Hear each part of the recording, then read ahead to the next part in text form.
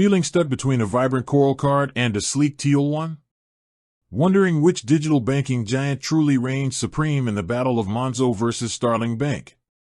You're not alone. In a world where convenience, smart money management, and instant access are king, these two challenger banks have carved out significant niches, transforming how millions in the UK handle their finances. But with their similar promises and seemingly endless features, picking the right one can feel like navigating a financial maze. Today, we're diving deep into the ultimate showdown, Monzo versus Starling Bank. We're going to break down everything that matters, from everyday features to international travel, business banking, customer service, and even their ethical stances. By the end of this video, you'll have a clear understanding of which bank is the best fit for your financial life. Let's kick things off by looking at the core offerings, the free personal current accounts that both Monzo and Starling Bank are famous for. Both provide a slick, intuitive mobile app designed to put you in control of your money. They both offer instant spending notifications, allowing you to see exactly where your money is going in real time. This immediate feedback is a game changer for budgeting and curbing impulsive spending. A key feature they both share is spending categorization. Every transaction you make is automatically sorted into categories like groceries, transport, or eating out.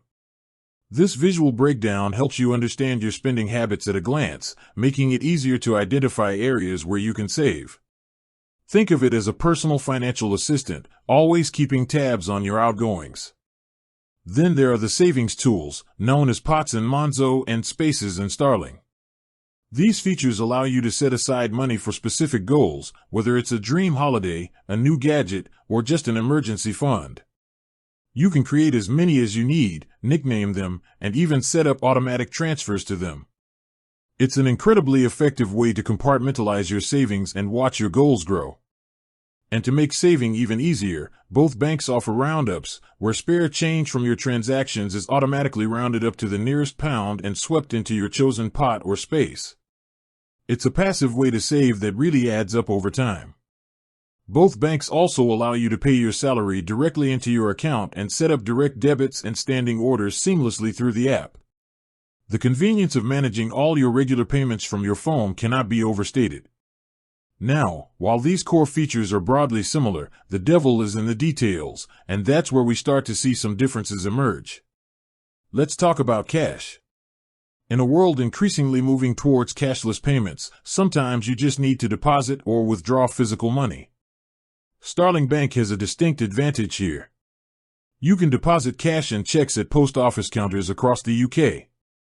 For cash deposits, there's a fee of 0.7% for deposits over an annual limit of £1,000, with a maximum annual deposit amount of £5,000. Check deposits are free and can even be done via the app for amounts up to £1,000. Monzo, on the other hand, allows cash deposits via PayPoint, but they come with a £1 fee per deposit and have lower limits. £3,000 per month for sole traders and £10,000 for limited companies. When it comes to withdrawing cash, Starling offers unlimited free ATM withdrawals in the UK. Monzo offers this only if you use it as your main account. Otherwise, you can withdraw up to £400 for free every 30 days in either the UK or European Economic Area, after which a 3% fee applies. So, if you're a frequent cash user or simply prefer the flexibility of the post office network, Starling edges out Monzo. Next up, a big one for many, international travel and spending abroad. This is where digital banks truly shine compared to traditional high street banks, which often hit you with hefty foreign transaction fees. Both Monzo and Starling offer fee-free card payments when you're abroad. That means no extra charges when you use your card in shops or restaurants overseas, which is a massive saving. However, when it comes to ATM withdrawals abroad, there's a difference. Starling Bank offers completely fee-free ATM withdrawals globally, with a daily limit of £300. This is a huge perk for travelers who prefer to carry some local currency. Monzo, while offering fee-free spending, does have limits on international cash withdrawals. As mentioned, if Monzo isn't your main account, you get £400 free every 30 days in the UK or EEA, and £200 every 30 days in non-EEA countries. after which a 3% fee applies. If Monzo is your main account, you get unlimited fee-free withdrawals in the EEA, but the £200 limit and 3% fee thereafter still applies outside the EEA. So, for the truly global nomad, Starling's unlimited fee-free ATM withdrawals abroad make it the clear winner. Moving beyond day-to-day banking, let's consider borrowing options. Both banks offer overdrafts, but the interest rates can differ. Starling's overdraft interest rates start at 15% EAR, 25% EAR, or 35% EAR, depending on your credit score, and notably, they don't charge extra fees for unauthorized overdrafts. Monzo's overdraft rates are slightly higher, starting at 19% EAR, 29% EAR, or 39% EAR. Monzo also offers a personal loan feature and a buy now, pay later option called Monzo Flex, which Starling currently doesn't. So, if you anticipate needing access to various borrowing facilities, Monzo might offer more flexibility. What about interest on your money? For a while, Starling offered interest on current account balances, but they've since removed this.